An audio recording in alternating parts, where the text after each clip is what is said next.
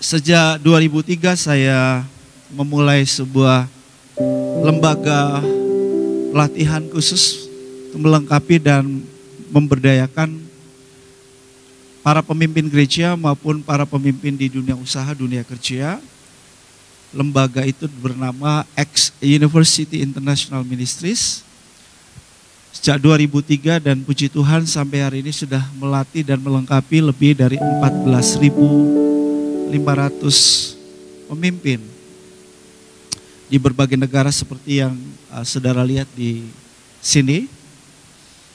Terus bertambah orang-orang yang dilatih, dilengkapi. Kenapa saya fokus pemimpin? Karena krisis terbesar sepanjang peradaban manusia adalah krisis kepemimpinan. Segala sesuatu ditentukan oleh pemimpin. Kehidupan masyarakat kita tidak bisa berjalan tanpa pemimpin dan kepemimpinan. Setuju? Kecuali Anda satu-satunya manusia di planet ini jadi Tarsan di hutan, gak perlu pemimpin. Tetapi Anda tetap membutuhkan pemimpin, yaitu memimpin diri sendiri. Karena masih ada satu orang yang perlu dipimpin, yaitu diri Anda sendiri, ya. Oke.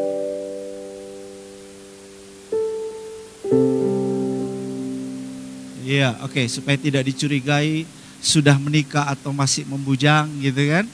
Jadi keluarga saya selalu saya perkenalkan, istri saya ya dan 3 orang anak saya, Sharon, Geraldi dan Adrian. Oke, saya mulai dengan khotbah saya hari ini. Living an extraordinary life. Ketika kita hidup dengan sebuah kehidupan yang extraordinary, kita bisa sebut sebagai supernatural life atau kehidupan supernatural. Kita bisa sebut sebagai heavenly reality atau realitas surgawi. Maka kita perlu mengikuti 4 prinsip ini. 4 prinsip itu saya sebut meta, M-E-T-A, melampaui. Nah, bagaimana saudara kita melampaui hidup yang biasa-biasa ini kepada sebuah kehidupan yang super, yaitu dengan mengikuti prinsip meta. Nah, meta ini juga ada sebuah akronim dari M-nya metanoia, kemudian E-nya existence, T-nya tenacity, dan E-nya apresiatif. Nah, Bapak Ibu gak usah khawatir, sudah pasti saya menerjemahkan kata-kata ini ya, karena tercari bahasa ini saya tidak cocok, tidak dapat yang pas gitu kan. Nah, oke. Metanoia fokusnya kepada pikiran Kristus, perubahan cara berpikir, tetapi bukan cara berpikir serius, saya nggak basa-basi, betul. Jadi karena saya bicara dengan pribadi-pribadi hebat, ayo angguk-angguk kepala, katakan amin, yes, nah gitu, supaya saya khotbahnya lebih panjang. Loh ya, kalau saya semangat lupa waktu Pak. Mungkin jemaat sengaja, biar kok dia cepat selesai. Jangan lama-lama. Oke, saya mau kutip dari terjemahan bahasa Inggris. Terjemahan bahasa Inggris Amplified berkata begini, ini kok beda banget saudara, beda sekali ya. Dalam terjemahan bahasa Inggrisnya bilang begini, and the man become great, gain more and more until he became very wealthy and distinguished. Nah, Ishak itu dikatakan great, ucapkan great, kemudian wealthy, kemudian apa? Distinguished. Loh, ini 3 kata, saudara, beda.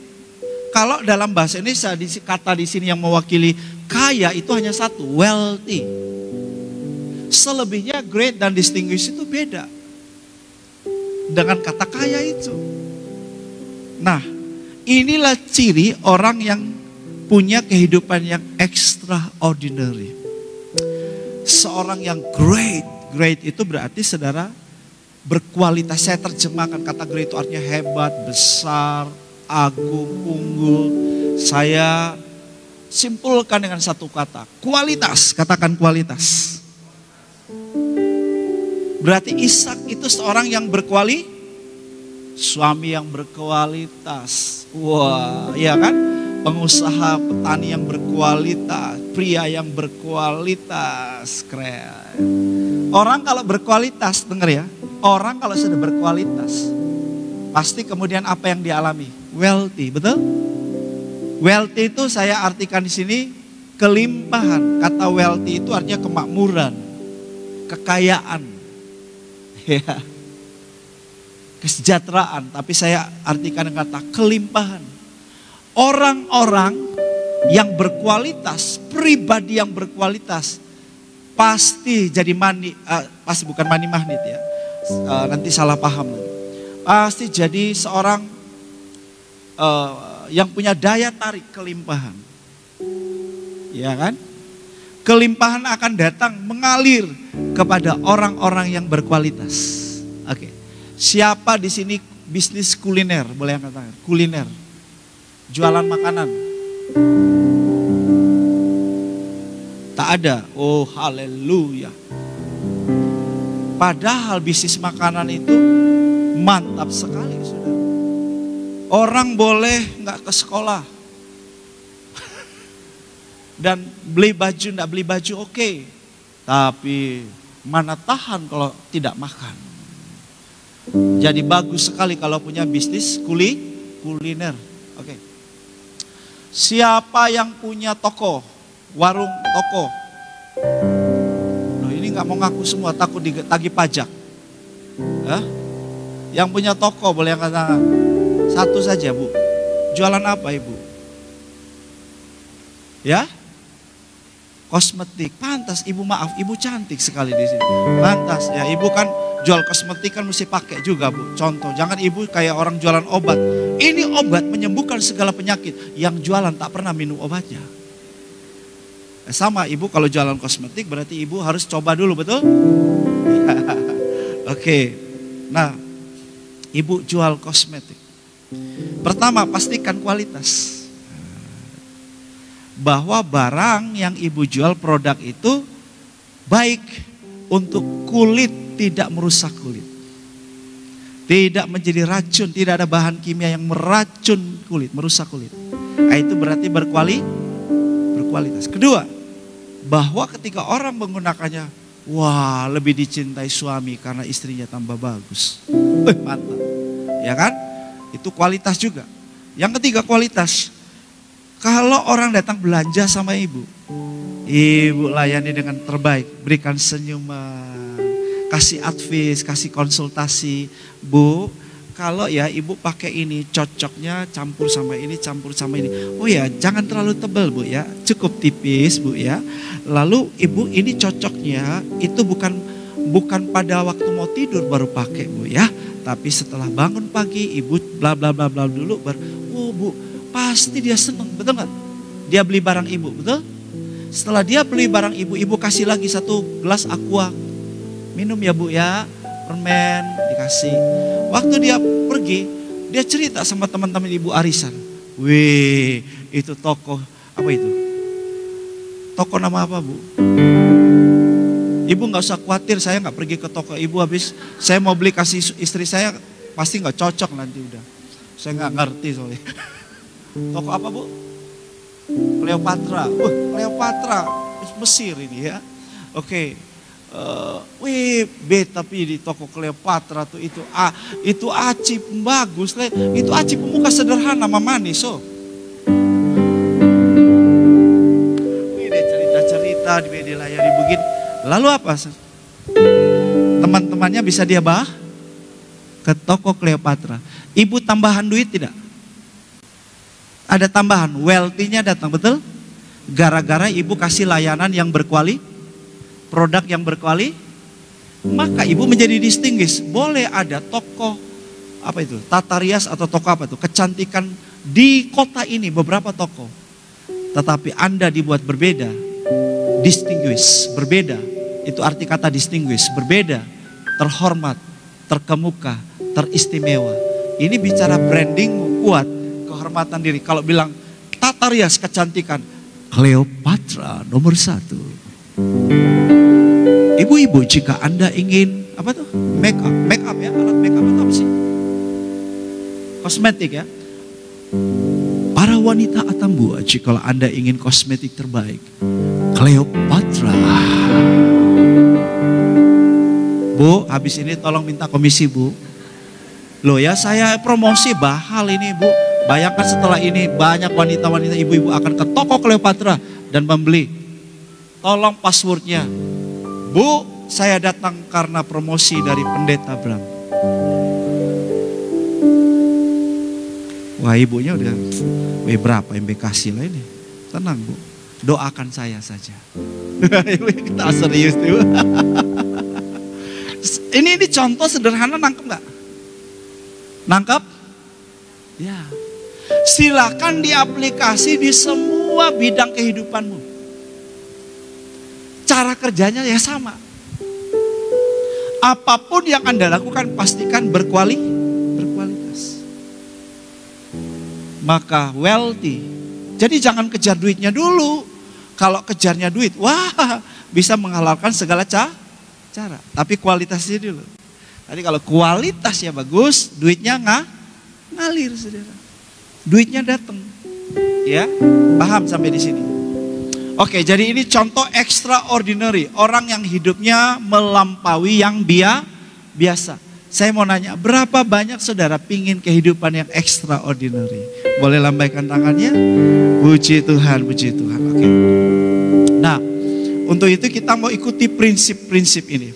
Metanoia yang pertama ya. Belajar dari Ishak. Belajar dari Ishak. Ishak ini punya kehidupan yang extraordinary karena dia juga mengaplikasi prinsip meta.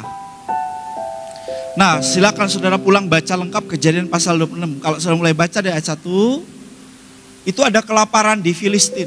Dan ini bukan pertama kali ya, sudah sering terjadi kelaparan. Lalu Ishak, Ribka mungkin udah sepakat pingin pindah ke Mesir. Karena memang di Mesir ada sungai Nil yang besar yang pasti orang cocok kalau petani-petani bisa hidup gitu kan. Di sini bakal mati. Tapi tiba-tiba Tuhan muncul. Tuhan bicara, Ishak, kamu jangan ke Mesir. Tinggallah di negeri akan kukatakan kepadamu. Ya, sebab aku sudah janji sama papamu, Abraham. Aku memberkati papamu dan keturunan papamu juga. Ya kamu keturunannya diberkati. Terus keturunan Abraham sampai jadi berkat bagi bangsa-bangsa. Itu janjiku bagi ayahmu.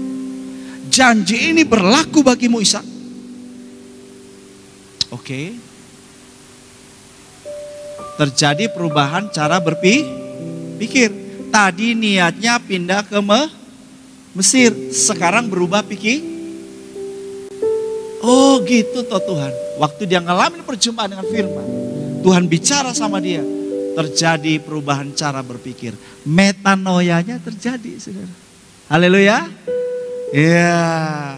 Lalu dia percaya dan taat. Ya, dia percaya dan taat. Itulah iman. Dikatakan, maka tinggallah Ishak di Gerar. Saudara, kalau mau mengalami kehidupan yang extraordinary seperti Ishak, ini prinsip satu. Metanoianya dulu. Belajar mengetahui kehendak Tuhan yang baik, yang berkenan dan yang sempurna. Roma 12 ayat 2. Jangan serupa dengan dunia ini, berubahlah oleh pembaruan budimu, dalam bahasa Yunaninya metanoia dulu, supaya kamu mengenal kehendak Allah yang baik, yang berkenan dan yang Ishak mengenal kehendak Allah.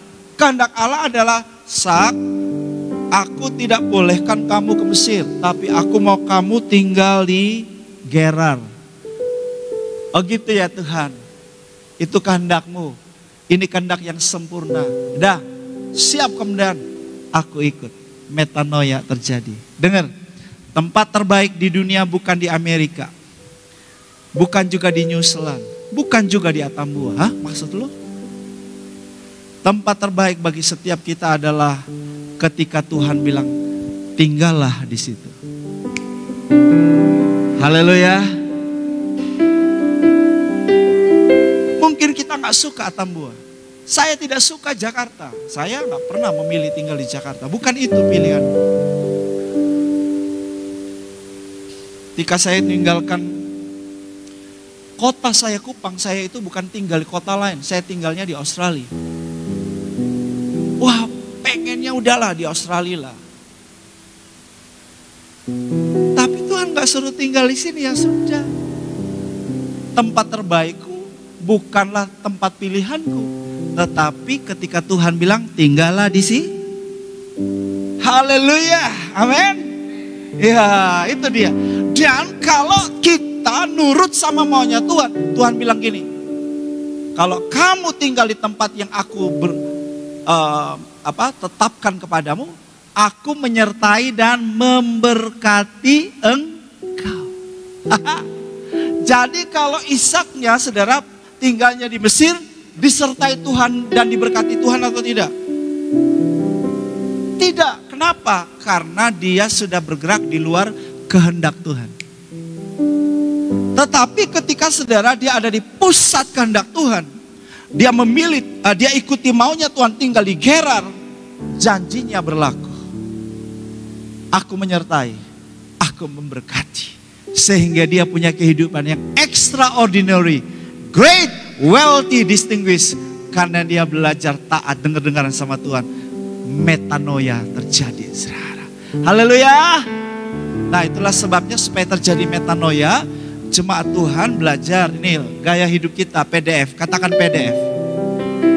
PDF itu P-nya pujian, D-nya doa, F-nya katakan bersama saya, PDF gaya hidupku.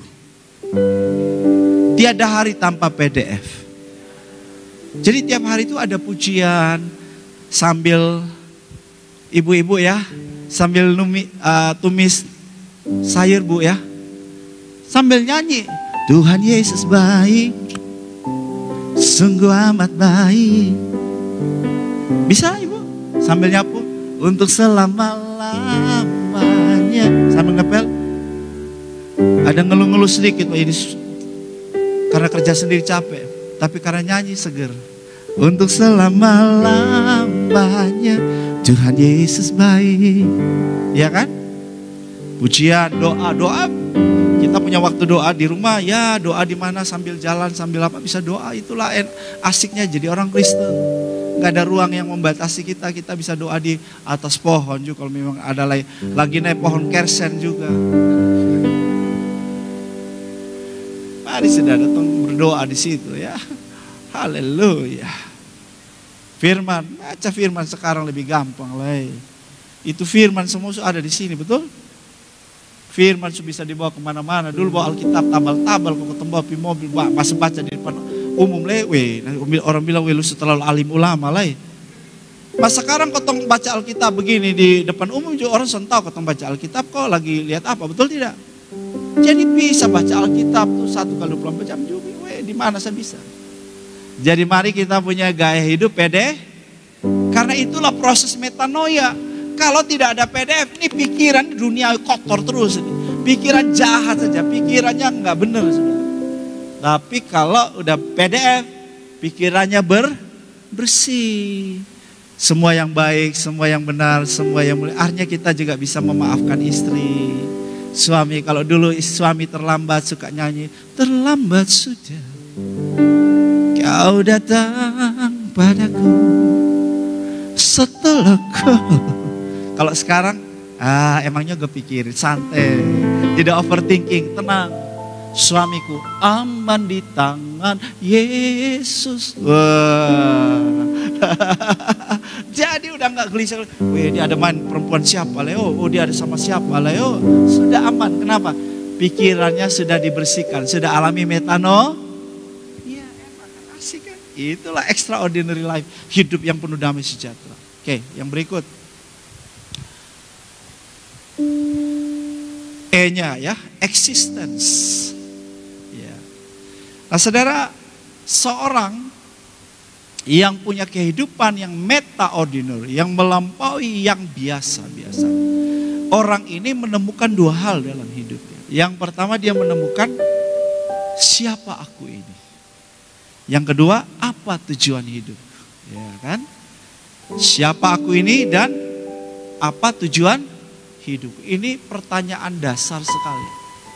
Kalau manusia tidak bisa menjawab 2 pertanyaan ini, maka hidupnya sia-sia. Hidupnya sia-sia. Nah, ini eksistensi. Harus diakui, ini fakta, bahwa hampir semua manusia di planet ini krisis eksistensi. Bingung, beta ini siapa ya? Siapakah aku ini? Bingung. Kedua adalah, beta di dunia ini untuk apa sih? Nah, untuk makan, minum, kau bangun, tidur, kerja. Aduh, kayaknya bukan itu deh. Ya kan? Di dalam Mazmur dikatakan, kitab Mazmur 139, aku bersyukur karena apa? Kejadianku dahsyat dan ajaib. Boleh saya bilang? Dahsyat dan ajaib. Ya. Inilah siapa aku, ini buatan Tuhan. Tadi di dalam Efesus 2 ayat yang ke-10, kita ini buatan tuh, sudah istimewa sekali. Bilang sama sebelahmu, kamu tuh istimewa. Istimewa. Lo bilang sama teman di sebelahmu. Ayo. Bilang sama teman di sebelahmu, kamu boleh bilang ke teman di sebelahmu, kamu istimewa, kamu spesial.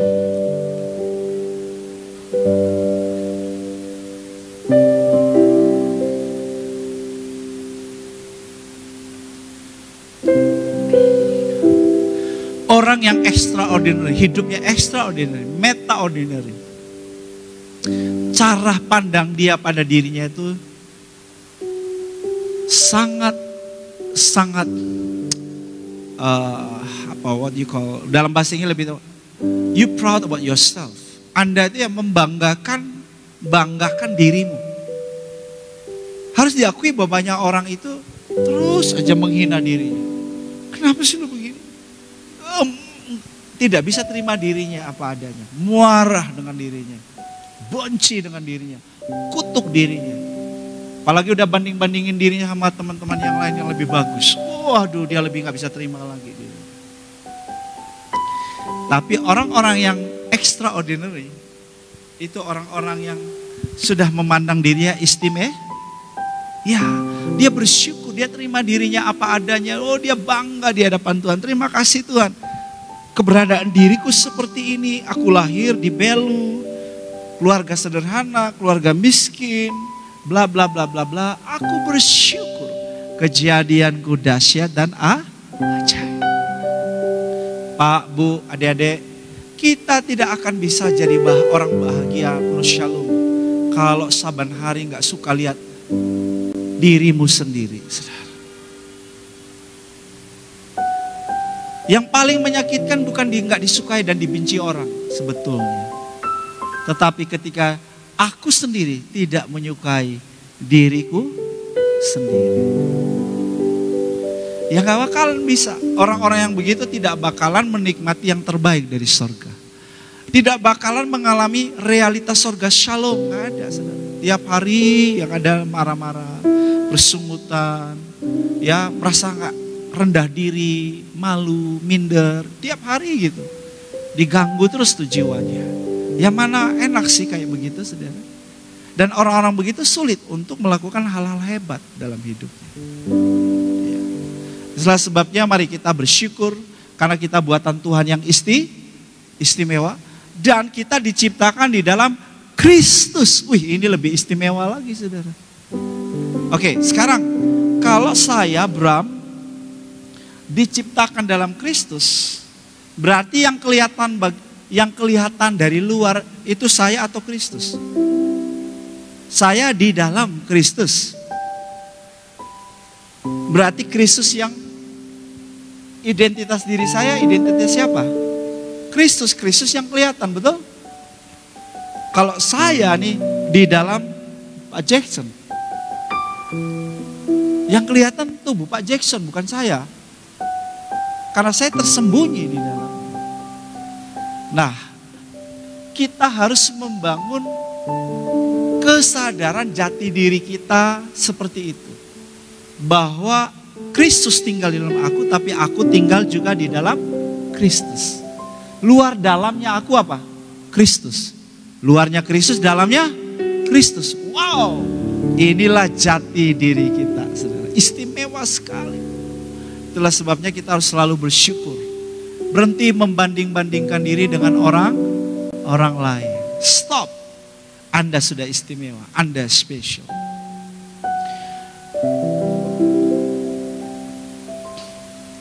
Nah, saudara, ini tujuan hidup. Eksistensi bicara dua hal. Saya ringkas-ringkas nih ya. Siapa aku, kemudian tujuan hidup. Efesus 2 ayat 8, maksud saya Efesus 2 ayat 10 juga bilang, kita adalah buatan Allah, diciptakan dalam Kristus Yesus untuk, nah ini purpose-nya. Ini tujuannya. Untuk apa? Melakukan pekerjaan baik. Kata pekerjaan sama artinya juga dengan, atau kata lain dari pekerjaan baik adalah juga perbuatan baik. Dalam bahasa Inggrisnya digunakan kata yang sama, good work. Pekerjaan baik atau perbuatan baik itu sama maksudnya. Jadi saya dan saudara ini diciptakan dalam Kristus Yesus untuk melakukan pekerjaan baik atau apa?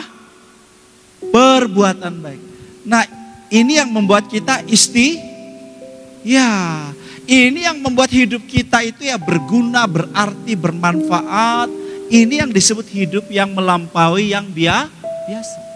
Kalau orang hidupnya untuk diriku, bagiku, untukku, itu orang biasa. Orang-orang luar biasa yang melampaui yang biasa, hidupnya melampaui dirinya sendiri. Yes, dia memikirkan keselamatan orang lain, setuju? Dia memikirkan kesejahteraan orang. Kalau dia keliling, mampet sambil jalan sedikit. Boleh ya Pak Pastor ya? Oh iya. Ini ada syuting, saya agak sini aja berarti. Kalau saudara, dia lihat di sekeliling, ada orang baca sonde bisa baca. Karena ya supaya dia bisa baca ya. Dia akan tolong orang itu untuk baca. Oh ini orang tidak bisa tulis. Dia akan nolong orang itu untuk bisa Berarti hidup extraordinary adalah hidup yang berguna. Hidup yang bermanfaat bagi orang lain. Gitu ya. Saya kasih sederhana nih saudara.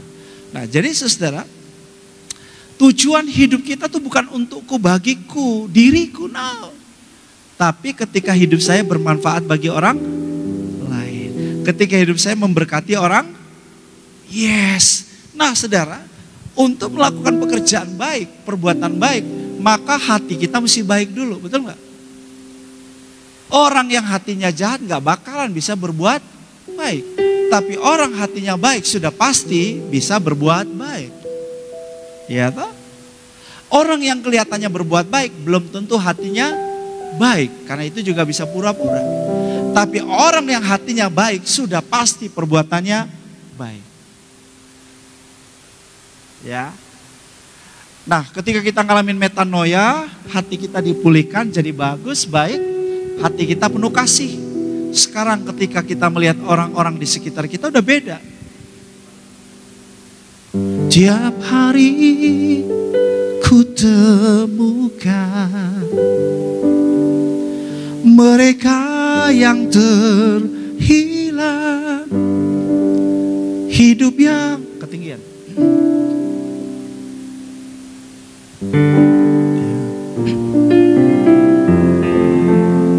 Tiap hari ku temukan mereka yang terhilang, hidup yang tak menentu arah tujuan. Dalam tawa mereka tersimpan duka, ya kan? Banyak orang ketawa ketiwi itu bukan berarti tidak ada duka, banyak tuh luka-lukanya ya toh. Ada banyak kebutuhan dan masalah di sekitar kita yang perlu ditolong, betul? Ada orang gila yang kita lihat, diapain ya orang gila ya? Supaya dia waras, dia pulih, ya kan? Lihat pernikahan yang hancur, saudara, aduh terbeban. Tuhan tolong nih pernikahan teman saya bermasalah hancur. Oh Tuhan, supaya bisa dipulihkan. Jadi orang ya, dengar ya, orang yang extraordinary, cirinya apa? Selalu memikirkan apa yang bisa aku lakukan bagi kebaikan orang. Iya. Iya kan? Lihat orang-orang kelaparan, aduh, apakah Tuhan aku cukup berdoa, Tuhan berikan mereka makan atau aku kasih makan? Gitu. Iya kan? Wah, hidup sembarangan, buang sampah sembarangan, jamban di hutan-hutan. Wah, ini kan gak sehat. Gimana supaya mereka masyarakat ini sehat? Karena kalau lalernya kena sama kotoran-kotoran hinggap di makanan, jadi masalah, penyakit. Oh, kalau gitu saya perlu mengedukasi masyarakat ini. Supaya masyarakat ini ngerti soal pentingnya hidup sehat. Ini loh pentingnya cara hidup sehat, diajarin. Berarti hidupmu yes. Hidupmu bermanfaat. Saya ngomong yang sederhana gitu. Ini dulu deh, kita sudah terbiasa setting hati kita. Jadi bukan mindset saja, heart set.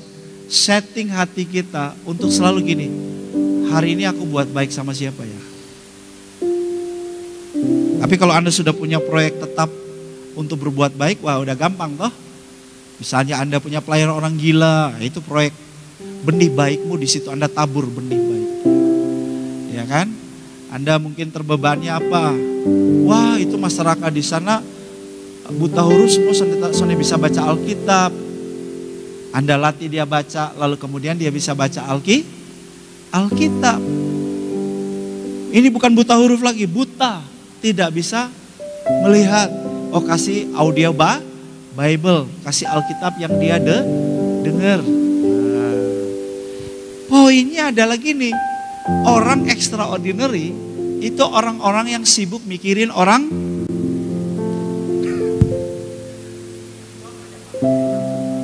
My brother ini. Saya ulangi ya.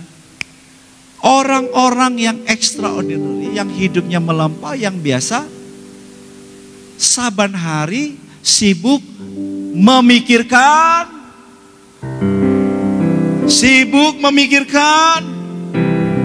Tapi Pak Pendeta, saya punya pergumulan Pak Pendeta. Berat hidupku Pak Pendeta. Loh iya, tambah berat karena saudara mikirin diri sendiri terus. Coba tuh ya nolong orang. Bebanmu terlepas. Jadi ringan. Amin. Kalau enggak, orang yang mikirin di sini itu memang itu orang biasa. Tapi orang yang kalau sudah mulai mikirin orang lain, wah itu hebat. Ciri orang yang ordinary, yang biasa-biasa, selalu lagunya ini.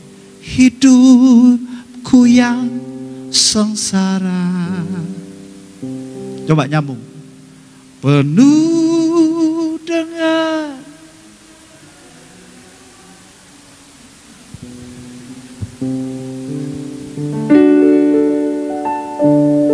Pak, Bu, kita punya masalah. Bapak Ibu nanya, Pak Pendeta nih jalan keliling-keliling karena banyak duit kok.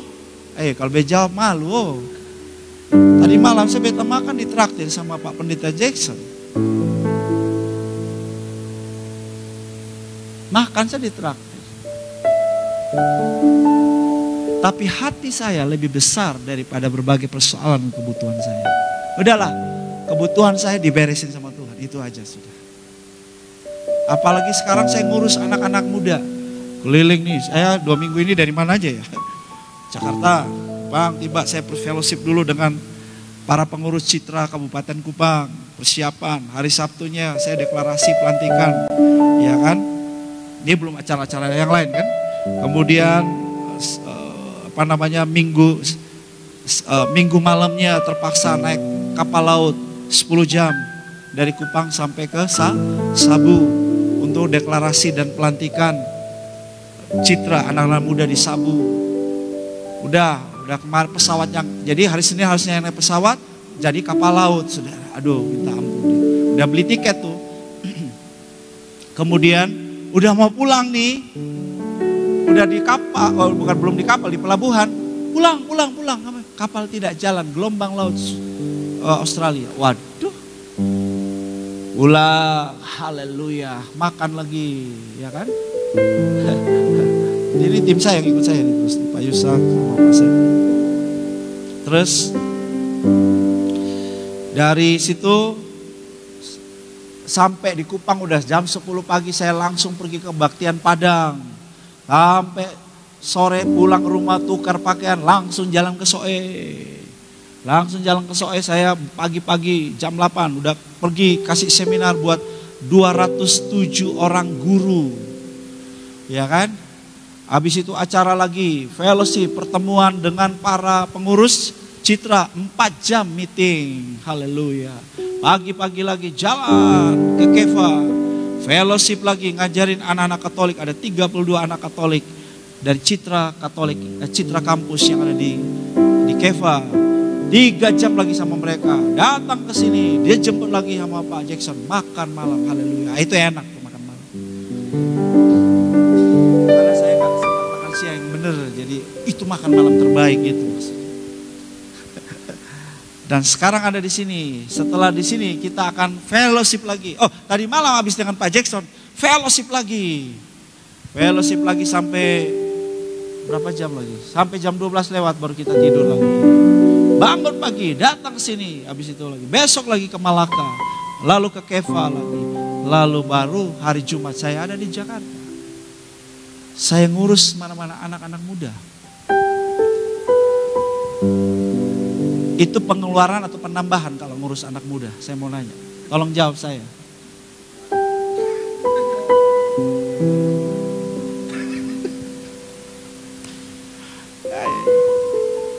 Tidak banyak orang mau mikirin generasi. Nggak banyak orang mau mikirkan anak muda. Tapi saya bahagia sekali. Serasa dikasih tiap hari 1 miliar. Bahagia banget. Saya bahagianya apa? Karena saya membayangkan gini brother. Seperti Paulus, dia habis-habisan dia bilang gini. Penderitaan ringan yang aku alami mengerjakan bagiku kemuliaan ke. Saya itu ya pada waktu baca Wahyu Pak. Saya itu membayangkan, kan gini, kamu setia sampai akhir dalam pekerjaanmu, pelayanmu sebagai hamba yang setia. Akan aku berikan kepadamu kekuasaan atas bangsa bang. Jadi beta pun kekuasaan bukan hanya untuk NTT Bapak, mungkin juga bukan hanya untuk Indonesia. Bangsa bang, ini real. Kalau kau ikut pilkada bisa kalah Pak, Bu. Bisa uang habis kotong sana dapat posisi kursi. Tetapi kalau kita habis-habisan mikirin pekerjaan Tuhan, nabur hidup kita buat orang lain, sudah pasti sini hambaku yang baik dan setia. Aku kasih kamu kekuasaan atas 5 kota. Saya mau nanya, kalau penguasa atas 1 kota disebut apa? Wali kota. Penguasa atas minimal 5 kota kecamatan disebut apa? Bupati. Penguasa atas minimal 10 kota kabupaten disebut apa? Gubernur. 5 kota. Berarti minimal kita nih bupati-bupati. Tapi kalau jemaat yang hanya datang, aku diberkati, hidup sungguh diberkati. Kalau hanya diberkati, nggak ikut memberkati orang lain, maaf, di surga nanti saudara jadi rakyat biasa, yang diatur-atur diperintah, kepala botak lagi. Kenapa? Nggak ada mahkota. Jadi saya sering bilang sama jemaat, lu jangan malu-maluin gue ya. Kalau gue di surga sama kalian, lalu aku lihat jemaatku itu botak-botak, lebih baik kamu nggak usah masuk surga. Karena masuk surga dengan kepala botak itu malu-maluin, saudara. Itu malu, saudara. Perasaan malu tetap ada. Saudara bilang, loh, di surga masih ada perasaan. Nah kalau di surga nggak ada perasaan, nggak usah masuk surga. Anda robot toh, robot. Di surga tetap ada perasaan. Halo. Jadi perasaan malu ada. Bagi, aduh beta memang beta. Beta tukang kritik itu Pak. Pendeta lagi. Pendeta khotbah salah. Beta yang bagian kritik. Itu pendeta Jackson. Dia omong di belakang-belakang dia. Dia suruh kita melayani. Bikin kelompok sel. Dia bilang, persetan urus. Sekarang. Terus dia bilang, Pak malaikat, bolehkah saya dikirim kembali ke dunia? Son bisa lah ya Pak.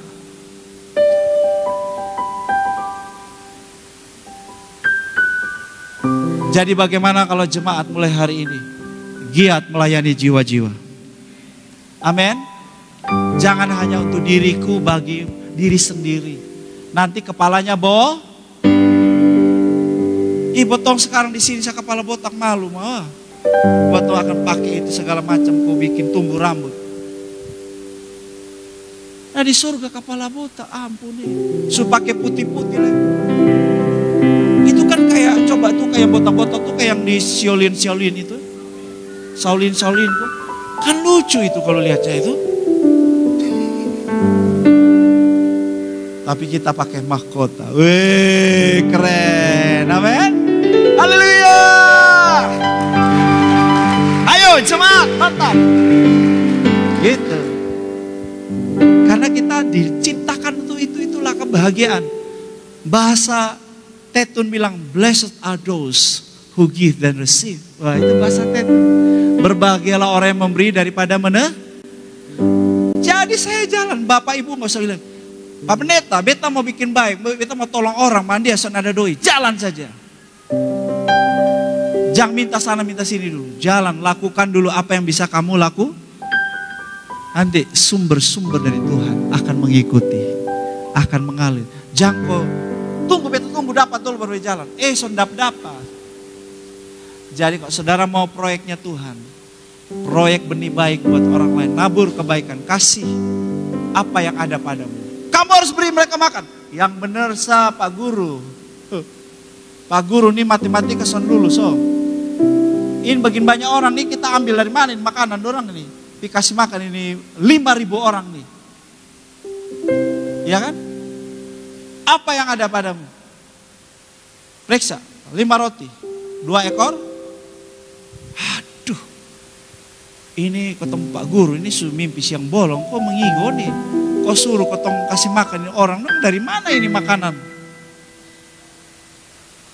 Nah masuk akal, betul tidak? Inilah hidup yang extraordinary, amen. Saudara mau lihat mujizat demi mujizat, kalau sama Tuhan mesti belajar bodoh-bodoh sah. Wih, kok gak ada yang jawab? Bodoh-bodoh saja. Bodoh-bodoh saja. Maka lihat mujizat. Saya juga mau bodoh-bodoh terus sama Tuhan. Dah, Tuhan suruh. Ya. Anak-anak kami yang di Kupang mau bikin citra camp tanggal 24 sampai 25. 200 leaders yang akan camp di tanggal 24 sampai 25 Juni. Jualan apa tuh? Hah? Jualan RW, jualan apa lagi mereka? Hah? Ayam bakar dan lain-lain dan kawan-kawan ya. Jualan, dapat sedikit. Saya tuh hati saya miris. Tapi di sisi yang lain saya bangga. Mereka mulai belajar berkorban. Mereka nabur, itu nabur loh. Mereka belajar, punya hati di situ. Tapi juga membentuk mentalitas wirausaha, itu bagus. Kalau semuanya HG harap gampang, kasih dulu baru aku jalan. Selesai. Tak jalan-jalan. Sudah bisa tanya nih teman-teman di YWM. Mereka itu nggak ada yang menggaji mereka, ya kan? Betul? Apa yang mereka lakukan, entah jadi direktur, base-nya juga bayar sendiri. Datang ngajar ya bayar sendiri. Ini lembaga misi gila. Tapi ini lembaga misi yang dipakai Tuhan di seluruh dunia. Gilanya itu bagi dunia, gila lo. Nggak ada duit lo jalan terus lo. Lo kerja kan harus dibayar, digaji. Enggak, mereka gaji. Enggak gaji siapa sih? Bayar lagi. Nah itu. Ya. Jadi saudaraku yang dikasih oleh Tuhan, mari kita punya hati. Ini bicara hati semua. Kalau kita udah punya hati untuk nolong orang lain, pasti Tuhan kasih sumber-sumbernya. Amin. Gitu. Jadi kita mau berdoa supaya kita punya belas kasihan yang lebih. Biar belas kasihan, apa lagu? Biar belas kasihan-Mu Bapa penuhi hati kami, curahkan kuasa Roh Kudus api kemuliaan-Mu membakar hati yang rindu untuk melayani-Mu, sampai seluruh kota ini, sampai seluruh kabupaten ini dipenuhi api kemuliaan. Saya katanya, Pak Pendeta itu sudah masuk di Atambua dari kapan? Dari SMA. Saya memuridkan di kota Atambua. Murid saya jadi pendeta sekarang itu Pak, siapa? Yang orang Alor. Yang sering kita ketemu di sini. Sering Pak Badan Besar nih, GBI. Pak siapa? Saya lupa, Badan Besar itu. Pak Petrus Peong, bukan Alor ya, Flores ya. Pak Petrus Peong itu, saya muridkan, saya masih muda-muda sekali. Sekarang ya masih berasa di sini. Berasanya di sini. Karena saya bertobat dari usia 13 tahun, jadi pengkhotbah di usia 14 tahun. Saya pimpin gerakan pelajar mahasiswa sekota usia 21 tahun. Saya mulai melayani di luar negeri dari usia 21 tahun. Dari keluarga miskin. Sampai hari ini, lurus hidupku. Konsisten hidup. Orang tua angkat saya di Australia, mereka orang YWMers. Nah, jadi saudaraku yang dikasih oleh Tuhan, hari ini nih, udahlah, jangan punya alasan. Halo?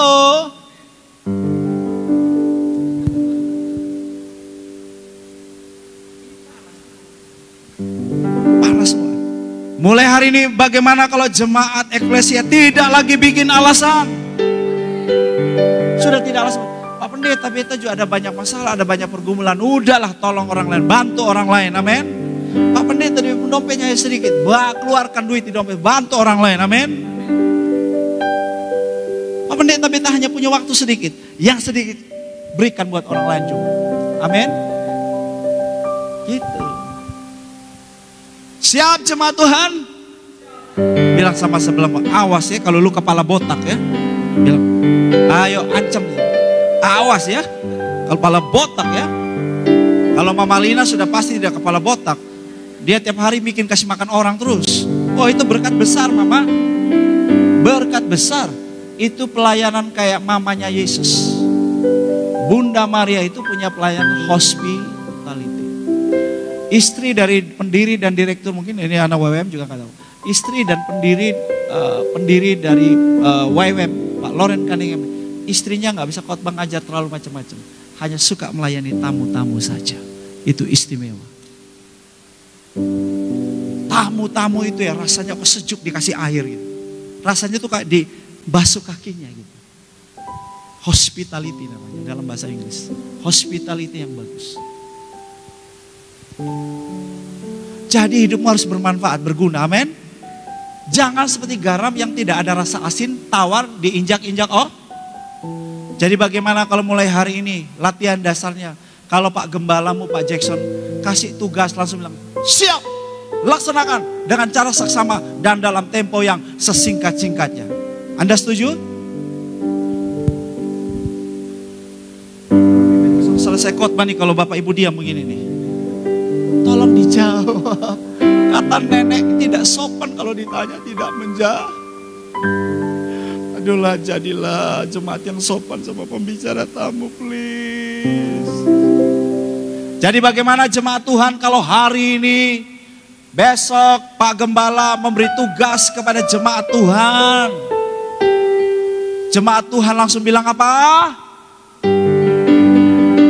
Siap, laksanakan. Di dalam, yes, itu dia. Pasukan. Gitu. Berapa banyak saudara yang tahu Tuhan Yesus sungguh baik buat saudara? Angkat tangannya. Kalau saudara tahu Tuhan Yesus baik banget buat saudara. Gimana kalau mulai hari ini kita suka berbuat baik sama orang lain? Jangan ke orang tetangga lihat ke tetangga, ih kakek sudah tuh. Tukang tipu datang. Tukang utang datang. Tipu utang, dia belum bayar. Jangan begitu dong. Apalagi ketemu nama nih jangan main-main. Eklesia. Bapak Ibu tahu kesana itu arti nama eklesia. Ini akhiri dengan Indonesia. Yang dua lain tahu saya. Kapan-kapan saya Bapak ya. Ini panjang nanti. Ini sudah jam berapa ini? Jam 11 kurang. Jam 11. Eklesia ya. Jelaskan singkat saja. Nanti betul Pak Pendeta. Nanti bingung lagi. Tapi eklesia saya boleh jelaskan sedikit ya. Kalau eklesia yang kita pahami selama ini kan dipanggil keluar dari gelap kepada terang yang ajaib. Ek dan kaleo. Betul itu. Tetapi saudara-saudara sebetulnya kata eklesia ini tidak sesederhana itu artinya. Karena Yesus menggunakan kata eklesia itu bukan tiba-tiba dia dapat pewahyuan dari Bapa di sorga.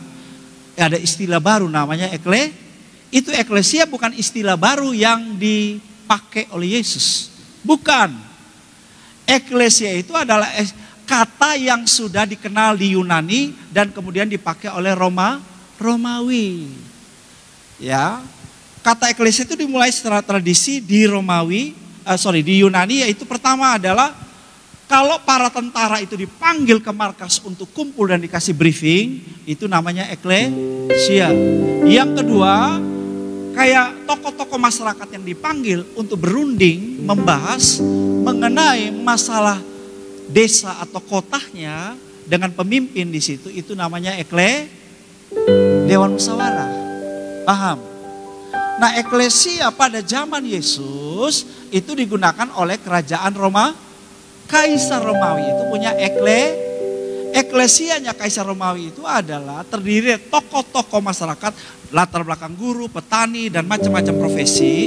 Itu dipanggil dan dipilih oleh Kaisar untuk menjadi dewan musyawarahnya Kaisar untuk membahas mengenai apa saja masalah dan kebutuhan di kota ini dan bagaimana kita menyelesaikannya dengan cara seksama dan dalam tempo yang sesingkat-singkatnya. Jadi eklesia ini hebat sekali. Jadi sebutan eklesia buat gereja ini artinya saudara-saudara ini diundang sama Tuhan Yesus sebagai raja di atas segala raja, kaisar di atas segala kaisar untuk ngajak kita, yuk berkumpul sini. Ibu Cleopatra sini. Tuh, nama ibu saya nggak tahu, tapi Cleopatranya tahu. Haleluya. Ibu Mama Lina sini. Woi, Tuhan Yesus panggil Mama Lina ya. Lina sini kumpul. Yes. Sepri. Sini kumpul ya. Nah, lalu Yesus akan bilang ini. Kalian tahu? Dia bilang kepada eklesianya kan?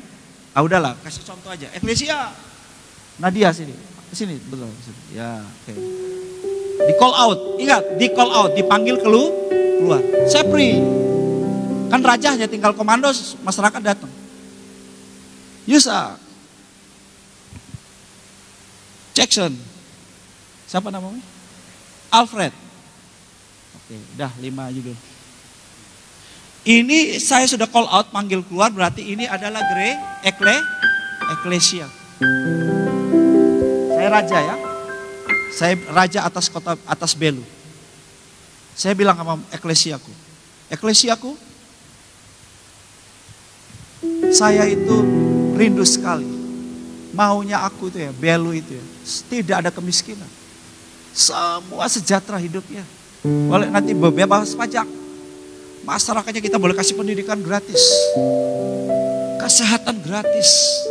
Pokoknya aku pingin Belu ini menjadi Belu yang makmur, terpuji, ternama, dan terhormat. Tapi saya gak bisa kerja sendiri. Apa yang visi saya itu gak bisa saya wujudkan sendiri. Saya perlu eklesia. Eklesia tolong bantu saya. Identifikasi berbagai masalah yang ada di kota Belu. Tolong pikirkan. Gimana caranya menyelesaikan masalah-masalah yang ada di Belu. Nah kamu memikirkan soal pendidikan ya. Kamu tolong memikirkan soal masalah kemiskinan.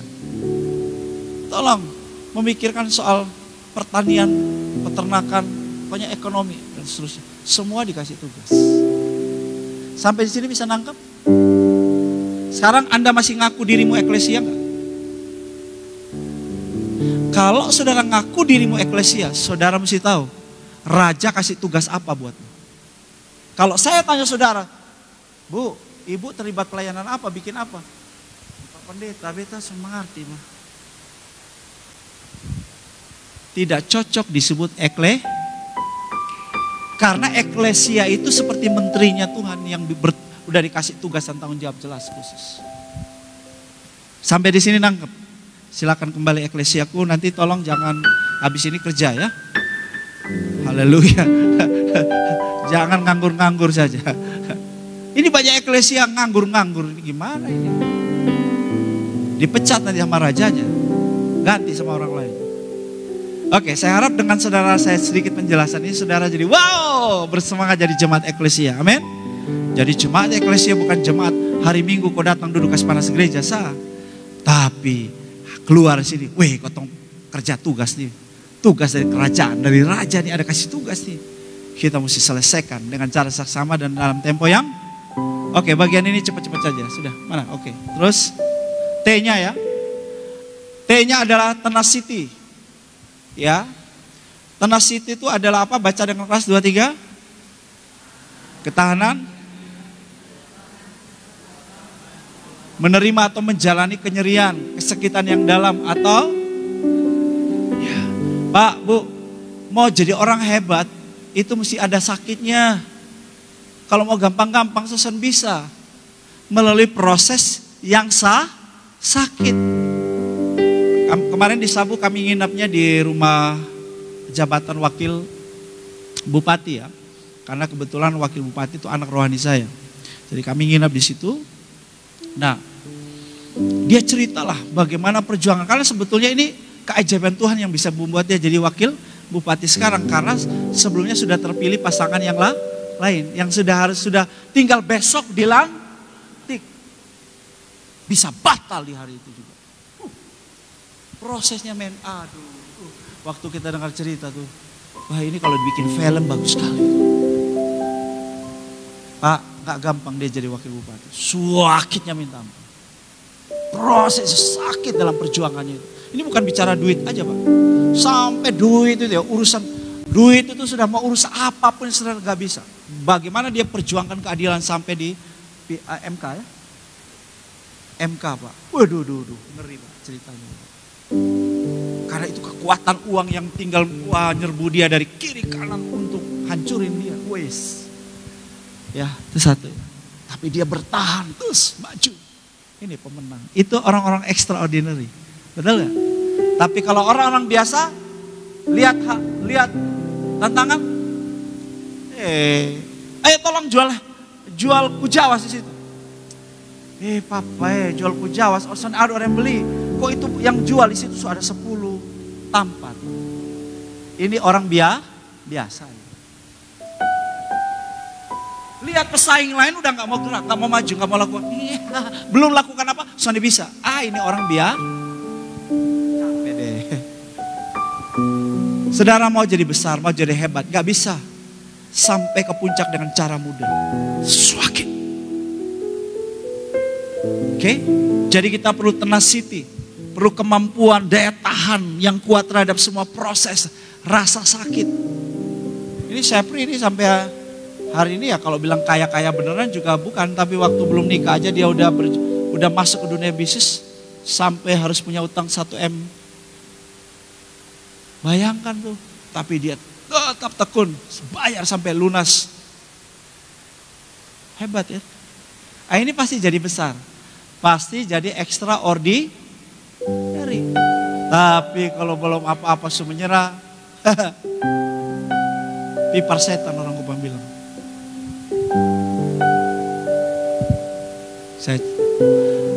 Oke, jadi kalau saudara sekarang mengalami berbagai proses rasa sakit, bersukacitalah dalam pengharapan. Amin.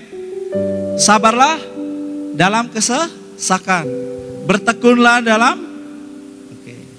Ada lagu Gemit yang terkenal. Sabar dalam susah dukamu, sabar. Sabar ya. Oke. Dipukulin suami terus Pak Pendeta. Sabar. Inilah, kalau bukan karena tenacity-nya Yesus, Yesus itu tidak bertahan dalam masa penderitaan. Enggak bakal Pak kita ditebus, enggak bakal kita gereja begini, betul tidak? Karena itu berarti Yesus tidak sampai di salib. Di Taman Getsemani Yesus mau menyerah. Bapa kalau boleh, cawan ini berlalu daripadaku. Tapi untung dia sambung Tapi bukan apa? Kehendakku, untung. Untung. Kehendakmu yang terjadi. Itu sakit sekali. Saudara melihat kemuliaan Tuhan, saudara melihat hal besar, harus siap melewati proses sakit. Yang terakhir. Yang terakhir adalah apresiatif. Orang-orang extraordinary itu apresiatif. Apresiatif itu orang yang punya sikap menghargai, sikap berterima kasih karena menganggap sesuatu itu bernilai. Dia menganggap sebuah karya itu hebat. Dia menganggap sebuah perbuatan itu hebat. Sehingga dia mengapresiasi. Lihat, kelihatan orang extraordinary orang dengan orang biasa.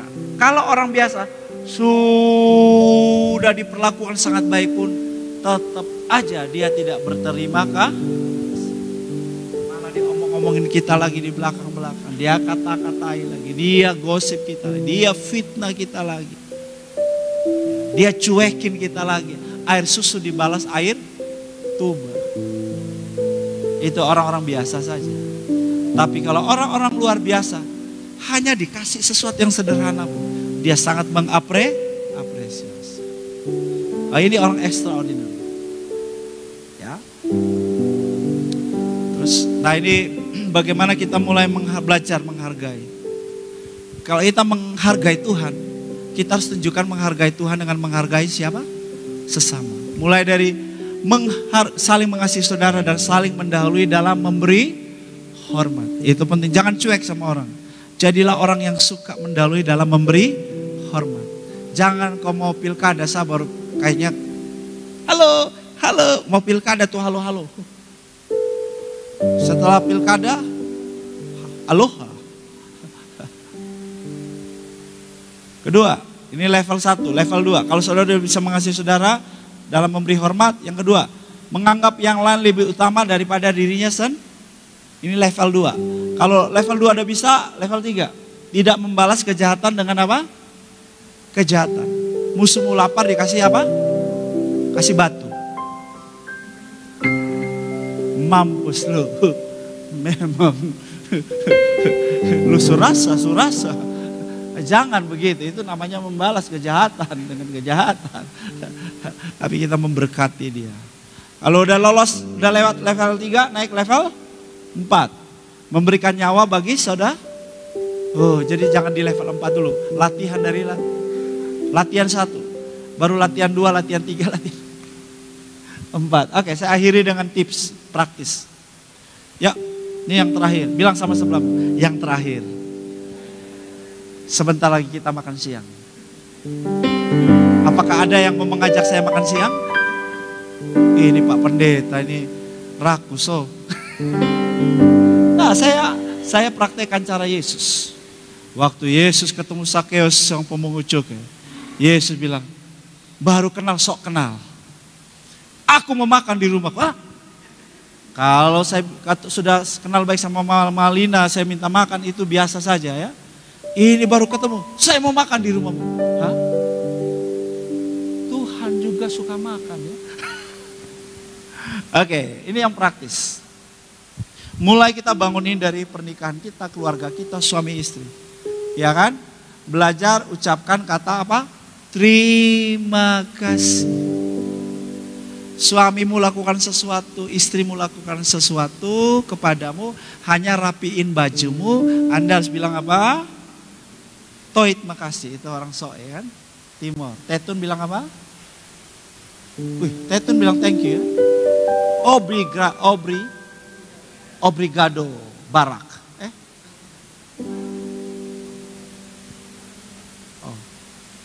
Makasih wai. Anakmu lakukan sesuatu, saya thank you. Itu loh. Ini harus jadi kebiasaan. Ini orang-orang extraordinary itu begitu. Dia really appreciate. Thank you ya. Ya, kalau kita suami istri biasa aja ya sudah, memang kewajiban. Jangan. Say thank you. Istri saya kalau dikasih thank you tetap dia senyum, senang. Semua orang juga kasih thank you, senang. Ya. Kemudian kalau buat salah apa langsung bilang apa? I'm sorry. Sorry ya, maaf ya. Tapi jangan cara minta maafnya gini. Beta minta maaf ya. Beta tadi beta sebetulnya sudah bikin begitu, maka gara-gara lu bikin nah.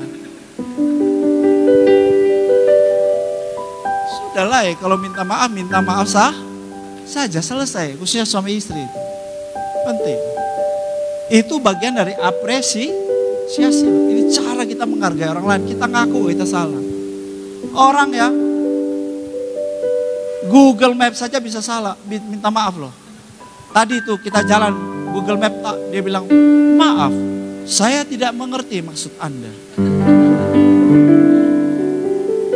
Wah, saya bilang coba ini mesin ya, itu kan mesin ya. Artificial, mesin apa? AI, Artificial Intelligence, kecerdasan buatan. Bukan manusia yang beneran tuh yang ngomong, itu mesin. Ya.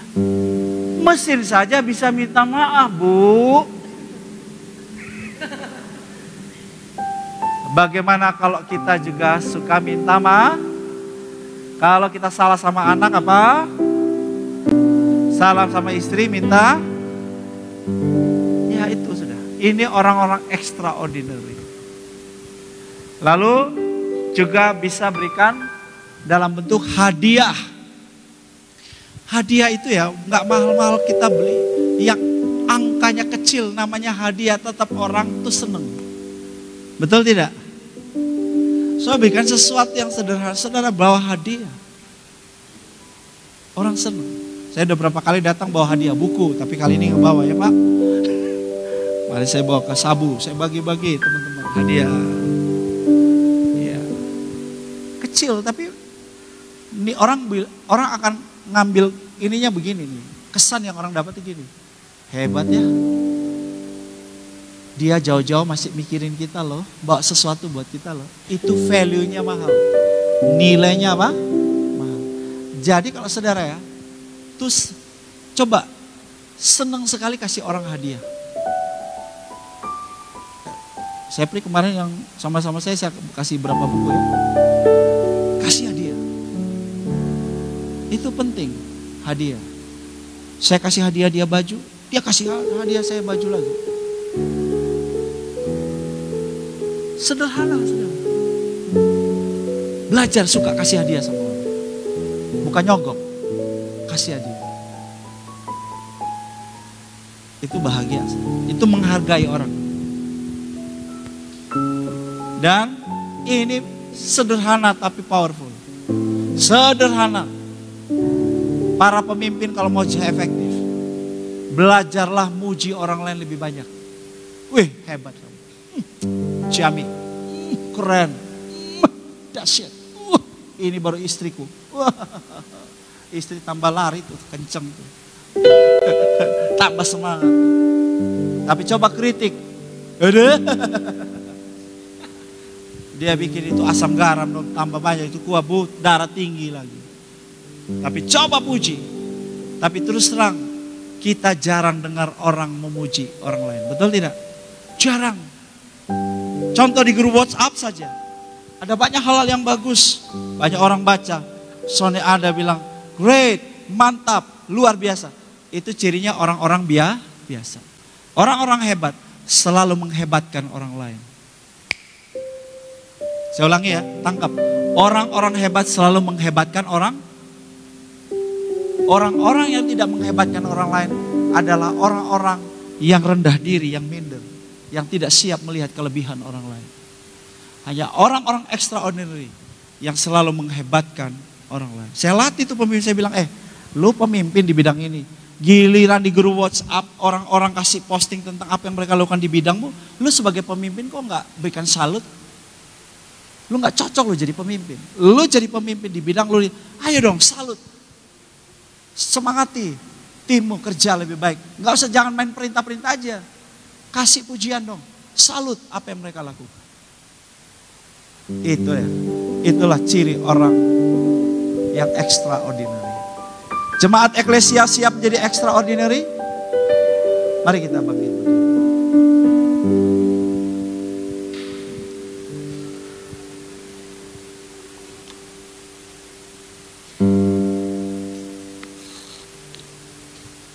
Haleluya.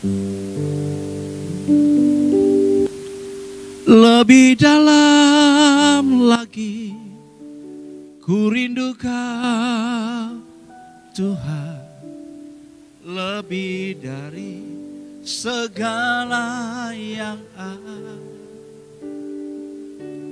Lebih dalam lagi ku cintakan Yesus. Ku mengasihimu,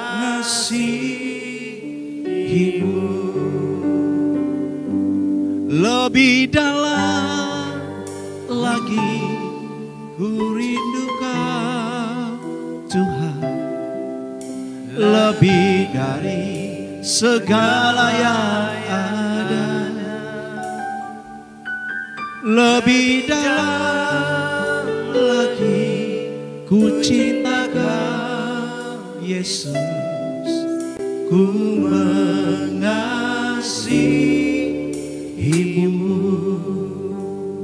Saudara, 4 prinsip sudah saya bagikan kepada saudara.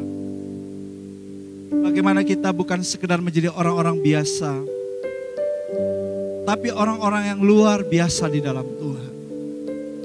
Mari ikuti 4 prinsip ini. Tiap hari alami metanoia, perubahan cara berpikir di dalam hatimu berubah, karena engkau lakukan PDF, pujian doa firman. Yang kedua, tiap hari ingatkan dirimu bahwa Kristus tinggal di dalam aku dan aku tinggal di dalam Kristus. Citra diriku adalah Kristus di dalam hidup. Punya kesadaran akan citra diri Kristus. Dan terus pikirkan hal baik apa yang Anda bisa lakukan buat orang lain. Pekerjaan baik, perbuatan baik apa yang saudara mau berikan buat orang lain. Dan saya minta hari ini juga saudara minimal lakukan satu perbuatan baik buat seseorang. Mungkin suami, istri merindukan sepasang sepatu. Dia ingin sekali sepasang sepatu. Hadiahkan dia sepasang sepatu. Hadiah tidak selalu harus mahal. Tetapi kita bisa beri sesuatu. Buat kebaikan, buat tetangga kita. Buat kebaikan, buat orang-orang di kota kita. Atau seseorang yang Tuhan ingatkan di hatimu untuk Anda nabur sesuatu. Yuk berikan sesuatu. Dan yang ketiga, terus tabah dalam hidup lu, ketabahan. Ketangguhan iman, ketabahan, kesabaran. Karena untuk mencapai yang terbaik dalam hidup ini tidak selalu mudah. Ada jalan-jalan berkerikil, ada jalan-jalan yang berbatu-batu, ada yang berduri, ada yang tajam, jurang kiri kanan. Semua perjalanan yang tidak menyenangkan bisa kita alami. Teruskan perjalanan. Kira kita akan sampai ke puncak sebagai pemenang. Dan yang terakhir, yang keempat, seorang yang extraordinary adalah seorang yang belajar menghargai hal-hal kecil apa saja yang dialami dalam hidupnya. Kebaikan-kebaikan orang lain, semua yang dilakukan, dia akan share thank you, terima kasih. Dia mengapresiasi, bersyukur dengan apa yang dilakukan orang lain. Dia tidak menuntut, tapi dia berterima kasih. Mari kita bangun keunggulan ini dalam hidup kita. Bapa Surgawi, aku serahkan jemaat Tuhan dalam tangan kasih. bergerak terus dalam jemaat. Sebagai eklesiamu di kota ini, pakai jemaat ini. Haleluya. Bergerak terus, bergerak terus. Yang sakit disembuhkan dalam nama Yesus. Terima, baik yang di sini maupun yang mengikuti secara live streaming. Kesembuhan juga terjadi bagimu dalam nama Yesus.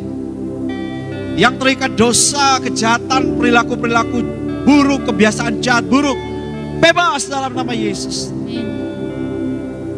Yang lemah jadilah kuat. Yang berkekurangan alami kecukupan dari Tuhan. Sumber-sumber ilahi terbuka bagi hidup. Nama berserahkan Tuhan Pastor Jackson, istri, tim pengembalaan gereja ini, semua pekerja, pengurus di gereja ini dalam kasih karunia. Mereka terus unity, penuh kesatuan. Menghargai, menghormati satu dengan yang lain. Di rumah mereka, pernikahan mereka saling menghargai, menghormati suami istri, anak-anak. Di gereja ini mereka saling menghormati, menghargai. Mereka menghormati gembala yang kau percayakan buat mereka. Mereka mengikuti arahan tuntunan Tuhan melalui gembala mereka dengan taat, tulus.